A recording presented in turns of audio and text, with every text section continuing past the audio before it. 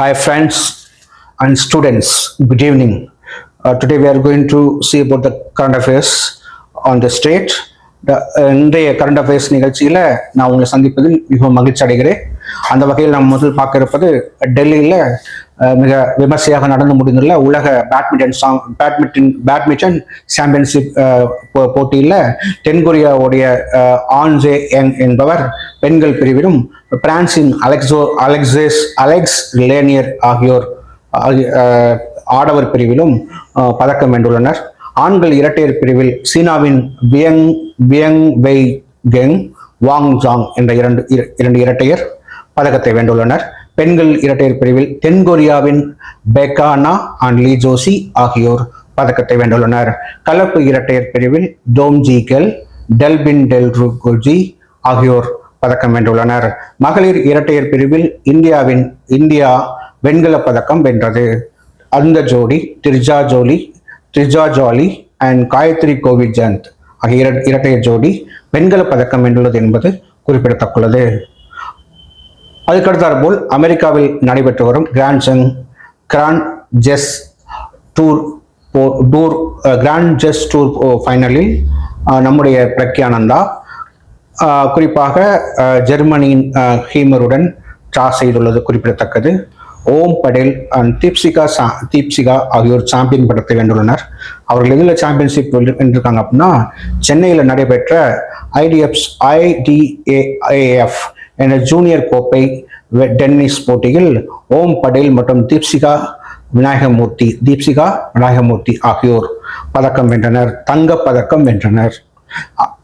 அடுத்து தேசிய கார் பந்தய போட்டி நேஷனல் இந்த கார் ரேஸ் போட்டியில சாம்பியன் பட்டத்தை வென்றாரு யார் அப்படின்னா சாய் சிவா சங்கரன். இந்த சாய் சிவா சங்கரன் அப்படிங்கிறவரு நிறைய இடங்கள்ல முதலிடம் வாங்கியிருக்காரு என்பது குறிப்பிடத்தக்கது. 135வது தூரந்து கோப்பை கால்பந்து கோப்பை அதுக்கு பேர் 135வது தூரந்து கால்பந்து போட்டியில யாரு கோப்பை வென்றிருக்காங்கன்னா ஈஸ்ட் பெங்கால் FC அணி ஞாயிற்றுக்கிழமை அதனுடைய கோப்பையை தக்க வைத்தது என்பது குறிப்பிடத்தக்கது. அது மாதிரி நம்முடைய அருகாமை நாடான பாகிஸ்தான், அது பக்கத்தில் இருக்க சவுதி அரேபியா, அதுக்கு பக்கத்தில் இருக்க இன்னொரு நாடு யார் அப்படின்னா பாகிஸ்தான், சவுதி அரேபியா, துருக்கி போன்ற நாடுகள் சேர்ந்து ஒரு கூட்டமைப்பை ஏற்படுத்துறாங்க. அவங்க என்ன சொல்றாங்க அப்படின்னா இந்த கூட்டமைப்புல ஏதாவது வேற நாடு வந்து தாக்குனாங்கன்னா இந்த 3 நாடுகளின் இராணுவமும் அதுக்கு எதிராக செயல்படும் அப்படின்னு ஒரு கூட்டமைப்பை ஏற்படுத்தியிருக்காங்க. அந்த கூட்டமைப்புல தற்போது வங்கதேசமும் இணைய இருப்பதாக தகவல் வந்திருக்கு. அது மாதிரி ஜப்பான்ல வந்து நிலநடுக்கம் வந்து ஏற்பட்டிருக்கு. ஜப்பான்ல நிலநடுக்கம் வந்து 5.9 ரிக்டர் ஸ்கேல்ல பதிவானது. அதே சமயத்துல அந்த ஜப்பான்ல 70 கிலோமீட்டர் பூமியின் மையத்தில் ஏற்பட்ட இந்த நிலநடுக்கம் 5.9 ரிக்டர் ஸ்கேல் அளவில் ஏற்பட்டாலும் உயிரிழப்புகள் ஏதுமின்றி 27 பேர் காயம் மட்டும் அடைந்துள்ளனர் என்பது குறிப்பிடத்தக்கது. அதுக்கு அடுத்தாற் போல் நாம் பார்க்க இருப்பது நேற்றைய தினம் ஜூலை 23 நேற்றைய தினம் ஆகஸ்ட் 23. இந்த ஆகஸ்ட் 23ல நம்ம நினைவுக்கு வர வேண்டிய ஒரே விஷயம் என்னன்னா சந்திராயன் 3 வெற்றிகரமாக நிலவின் தென் துருவத்தில் கால் பதித்த தினம் நேற்றைய தினம். நாம வந்து அந்த ஆனிவர்சரியை நேற்று நம்ம கொண்டாடணும். இதுல சந்திராயனை பத்தி நம்ம பேசணும் அப்படின்னா சந்திராயன் 3 பத்தி பேசும்போது அதோட லேண்டர் பெயர் என்னன்னா விக்ரம், அந்த ரோவர் பெயர் என்ன பிரக்யான். இது நிலவின் தென்துருவத்தில் வெற்றிகரமாக ஒரு லேண்டரை ஒரு விண்கலத்தை இறக்கிய பெருமை யாரை சாரும் அப்படின்னா நம்ம இந்தியாவை மட்டுமே சாரும் என்ற பெருமைக்குரிய விண்கலம் தான் இந்த சந்திராயன் 3. அது மாதிரி இந்த சந்திராயன் 3 வந்து ஏவுவதற்கு நாம் வடிவமைக்கப்பட்ட ராக்கெட்டோட பேர் என்னன்னா LV-M3M4 அல்லது என்ன பேர் அப்படின்னா GSLV M3 அப்படிங்கிற மாதிரி ராக்கெட்டை நம்ம வந்து என்ன பண்ணோம் அப்படின்னா உருவாக்கணும். ஒன்ஸ் அகைன் ரிப்பீட், நிலவின் தென்துருவத்தில் வெற்றிகரமாக நம்ம வந்து சந்திராயன் 3 தரையிறக்கின பெருமை நம்ம இந்தியாவுக்கு சாரும். ரைட்டுங்களா? இதை எந்த ராக்கெட் மூலமாக நம்ம வந்து எடுத்துட்டு போனோம் அப்படின்னா LV-M3M4 ஆர் GSLV Mars 3 அப்படிங்கிற ராக்கெட் மூலமாக தான் நம்ம எடுத்துட்டு போனோம். ரைட்? இது வந்து 14 ஜூலை 2023 ஏவப்பட்டு அது நிலவை அடைந்த நாள் எப்போது அப்படின்னா நேற்றைய தினம், அதாவது 2023 ஆகஸ்ட் 23ஆம் தேதி அன்று அது நிலவில் கால் பதித்தது. ரைட்டுங்களா? இதான் வந்து நம்ம எதை பத்தி படிக்க வேண்டிய விஷயம் அப்படின்னா ஜிஎஸ்டி இது சாரி அது நம்ம சந்திராயன் 3 பத்தி படிக்க வேண்டிய முக்கியமான விஷயம். சந்திராயன் 3 அது ஏவப்பட்ட நாள் எப்ப ஏவணும் நம்ம இது டேட் வந்து 14 ஜூலை 2023. அது வந்து நிலவை அடைந்த நாள் 23 ஆகஸ்ட் 2023. அதுக்கு வந்து லேண்டர் பேர் என்ன? விக்ரம். ரோவர் பேர் என்ன? பிரக்யான். நிலவின் தென்துருவத்துல நம்ம வந்து அந்த விண்கலத்தை இறக்கிய முதல் முக்கிய நாடு யாரு? இந்தியா தான். வேற எந்த நாடும் நிலவோட வடபகுதியில வேணா இறக்கியிருக்காங்க. ஆனா தென்பகுதியில் எந்த நாடுமே விண்கலத்தை இறக்குனது இல்லை. அந்த விண்கலத்தை தென்துருவத்தில் இறக்குன பெருமை நம்மை மட்டுமே, இந்தியாவை மட்டுமே சாரும் என்பது குறிப்பிடத்தக்கது. அதுக்கடுத்து நாம் பார்க்க இருப்பது ஜிஎஸ்டி. இந்த ஜிஎஸ்டியை பொறுத்த வரைக்கும் நம்ம கடந்த ஒரு 2-3 தினங்களுக்கு முன்பாக நம்ம அதோட 10வது ஆனிவர்சரியை கொண்டாடணும். இப்போ ஜிஎஸ்டி என்ன சார் அப்படின்னு பார்க்கணும் இல்லையா? அப்போ ஜிஎஸ்டியை பத்தி பார்ப்போம். ஜிஎஸ்டியில் இது வரைக்கும் நம்ம 144.6 லட்சம் 144.6 லட்சம் கோடி நம்ம வசூல் பண்ணியிருக்கோம், லெவி பண்ணியிருக்கோம். ஓகேங்களா? இந்த ஜிஎஸ்டியோடைய அந்த கான்ட்ரிபியூஷன்ல எந்தெந்த மாநிலங்கள் வந்து அதிக பங்கேற்பு வைக்கிறதுல நம்ம லிஸ்ட் அவுட் பண்ணோம்னா, அதில் ரேங்கிங் போட்டோம்னா அதில் மகாராஷ்டிரா வந்து ஃபர்ஸ்ட் ரேங்க். ரெண்டாவது யாரு அப்படின்னா கர்நாடகா. மூணாவது யாரு அப்படின்னா குஜராத். 4 தமிழ்நாடு. 4வது இடத்துல தமிழ்நாடு இருக்கு. 5வது இடத்துல ஹரியானா, அப்படியே உத்தரப்பிரதேசம் அப்படி வரும். ரைட்டுங்களா? ஸோ இதான் ரேங்கிங். ஓகேவா? ஃபர்ஸ்ட் யாரு? மகாராஷ்டிரா. செகண்ட் யாரு? கர்நாடகா. மூணாவது யாரு? குஜராத். 4வது தமிழ்நாடு. 5வது ஹரியானா, உத்தரப்பிரதேசம், அப்படியே போயிட்டே இருக்கும். ஸோ இதான் ரேங்கிங் ஆஃப் ஜிஎஸ்டி கான்ட்ரிபியூஷன். ஓகேங்களா? ஜிஎஸ்டி கான்ட்ரிபியூஷன் ரேங்கிங் சிஸ்டம் இப்படி தான் இருக்கு அப்படின்னு சொல்லி பார்த்துருக்கோம். இது எப்போ அமலுக்கு வந்துச்சு ஜிஎஸ்டி அப்படின்னா, இது ஜூலை 1, 2017 தான் முதல் இந்த ஜிஎஸ்டி கவுன்சில் அப்படிங்கிறது நடைமுறைக்கு வந்துச்சு. சரிங்களா? அது மாதிரி மார்ச் 29, 2017 தான் இது வந்து இந்த ஜிஎஸ்டி கவுன்சில் ஜிஎஸ்டின்னு ஒரு சட்டத்தை, ஜிஎஸ்டின்னு ஒரு வரியை நம்ம விதிக்கலாம்னு சொல்லிட்டு இது நாடாளுமன்றத்துடைய ஒப்புதலை பெற்ற நாள் இது என்னன்னா மார்ச் 29, 2017 தான் நம்ம நாடாளுமன்ற ஒப்புதலை பெற்றோம் என்பது குறிப்பிடத்தக்கது. அது மாதிரி இந்த ஜிஎஸ்டிங்கிற வரியை எந்த நாடு அறிமுகப்படுத்துச்சு அப்படின்னா பிரான்ஸ். நம்ம பிரான்ஸை நம்ம ஃபாலோ பண்ணவே இல்லை. நம்ம யாரை ஃபாலோ பண்ணோம் அப்படின்னா டியூவல் ஜிஎஸ்டி சொல்லக்கூடிய கனடாவுடைய ஜிஎஸ்டி சிஸ்டம் பயன்படுத்தணும். ஏன்னா இது ஃபெடரல் சிஸ்டம், கூட்டாட்சி முறை இல்லையா? ஸோ அதனால நம்ம ஃபெடரல் சிஸ்டமான கனடியன் டியூவல் அந்த ஜிஎஸ்டி முறையை தான் நாம பயன்படுத்தணும் அப்படின்னு சொல்ல வரேன். ரைட்டுங்களா? அதுக்கடுத்து நம்ம என்ன சொல்ல போறோம் அப்படின்னா, இந்த ஜிஎஸ்டியை பொறுத்த வரைக்கும் நான் பேசணும் அப்படின்னா ஒன் நேஷன் ஒன் டாக்ஸ். இது இந்த ஜிஎஸ்டிங்கிறது டைரக்ட் டாக்ஸா இல்லை இன்டைரக்ட் டாக்ஸான்னு கேட்பாங்க. இது முக்கியமான கொஸ்டின். இது indirect tax, not a direct tax, indirect tax.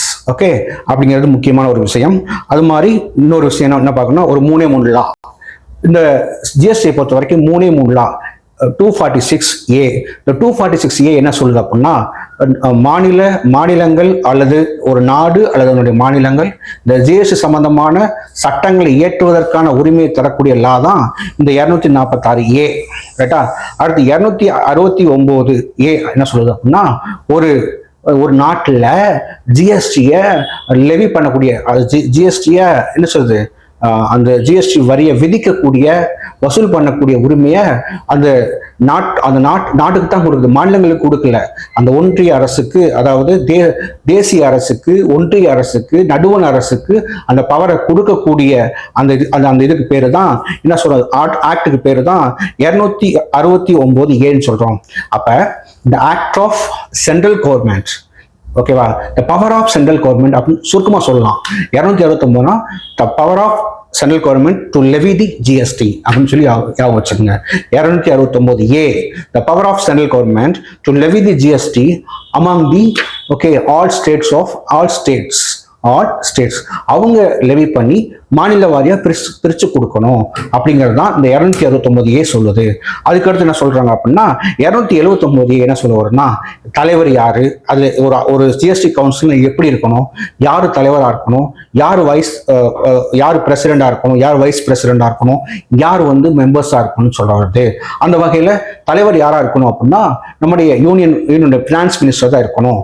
இப்ப நடப்பு ஆண்டுல நம்ம மேடம் நிர்மலா சீதாராமன் மேடம் இருக்காங்க இல்லையா, அவங்க தான் யாரு, ஜிஎஸ்டியோட நம்முடைய ஜிஎஸ்டி கவுன்சிலுடைய தலைவர். ஓகேவா? அது மாதிரி உபத்தலைவர்கள் யாராக இருக்கலாம் அப்படின்னா, அதாவது இப்ப நம்ம நம்முடைய நாட்டில் உள்ள எல்லா மாநிலங்கள், யூனியன் டெரிட்டரிஸ் உள்ள எல்லா பினான்ஸ் மினிஸ்டரும் இதுல உறுப்பினராக இருப்பாங்க. இந்த உறுப்பினர்கள்ல யாராவது ஒருத்தர் வந்து தேர்ந்தெடுக்கப்பட்டு அவர் உபத்தலைவராகவும் இருப்பாரு. அதான் ஜிஎஸ்டியோடைய நாம்ஸ். ரைட்டுங்களா? இந்த ஜிஎஸ்டியை பொறுத்த வரைக்கும் இந்த ஜிஎஸ்டி கவுன்சிலை உருவாக்குவதற்கு, ஆய்வு செய்வதற்கு ஒரு கமிட்டி உருவாக்குனாங்க. அந்த கமிட்டி பேர் தான் கேல்கர் டாஸ்க் ஃபோர்ஸ், கேல்கர் பணிக்குழு என்று சொல்லக்கூடிய ஒரு கமிட்டியை உருவாக்குனாங்க. அது 2000 உருவாக்கிட்டாங்க. ஆனா 2016 தான் 101வது சட்டத்திட்டத்தின் பிரகாரம் தான் இந்த ஜிஎஸ்டி 2017 அமலுக்கு வந்துச்சு அப்படின்னு சொல்றாங்க. சரிங்களா? அது மாதிரி ஜிஎஸ்டியை பொறுத்த வரைக்கும் அதாவது ஜிஎஸ்டியோடைய 56வது ஜிஎஸ்டி கவுன்சில் வந்து அந்த மாநாடு நடைபெற்றுச்சு. எங்க அப்படின்னா செப்டம்பர் 3 2025 நடைபெற்றுச்சு. அப்ப என்ன பண்ணாங்கன்னா ஒரு சிறிய திருத்தம் உணர்ந்தாங்க. அது என்ன திருத்தம்னா, முதல்ல ஜிஎஸ்டில 4 ஸ்லாப் இருந்துச்சு. 5%, 12%, 18%, 28% இருந்துச்சு. இப்ப அதுல 5%, 18% மட்டும் வச்சுக்கிட்டு 2 தூக்கிட்டோம். எதை தூக்கிட்டோம்?